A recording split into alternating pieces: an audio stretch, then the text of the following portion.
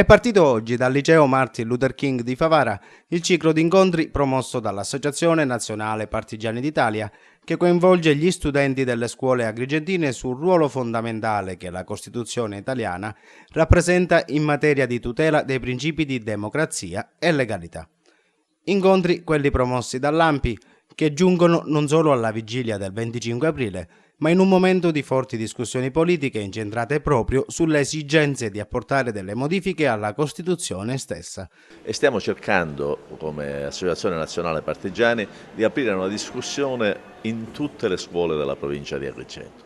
Ma più che una lezione, noi vogliamo fare una discussione con i giovani, sia perché anche loro possano dire il loro pensiero, sia per dare anche un giudizio sulla situazione di gestione delle norme costituzionali, sia anche per intervenire nel dibattito che oggi c'è sulla modifica della Costituzione.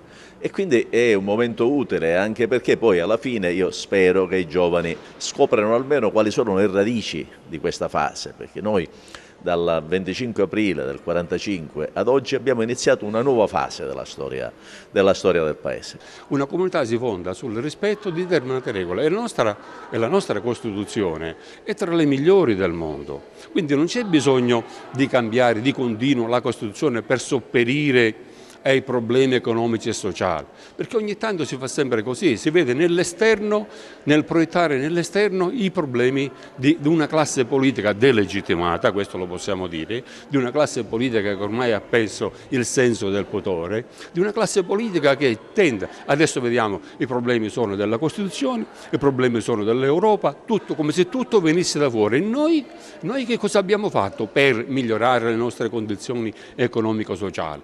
Costituzione significa storia. Storia significa fatti, accadimenti e situazioni che hanno segnato la vita di moltissime milioni e milioni di famiglie.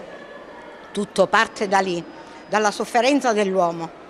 Da lì parte anche la necessità di darsi delle regole, ma non regole, perché ci sono regole che possono anche essere non buone, ma quelle regole che ogni cittadino per bene deve rispettare. È un dibattito che arriva in un momento cruciale quando si discute già da diverso tempo di riformarla questa Costituzione.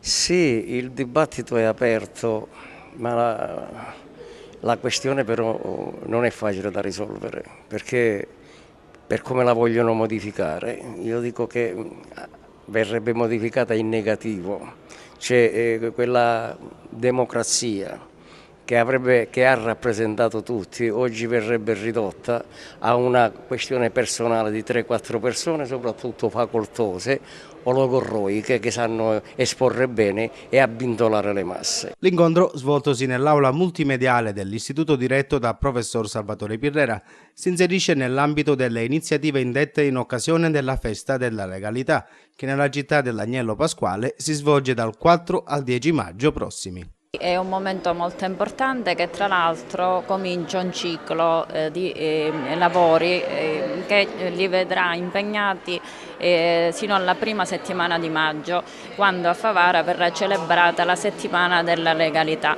Infatti quella di stamattina è una manifestazione collaterale alla festa della legalità che si terrà dal 4 al 10 maggio. I ragazzi stanno parlando con gli intervenuti di legalità e Costituzione.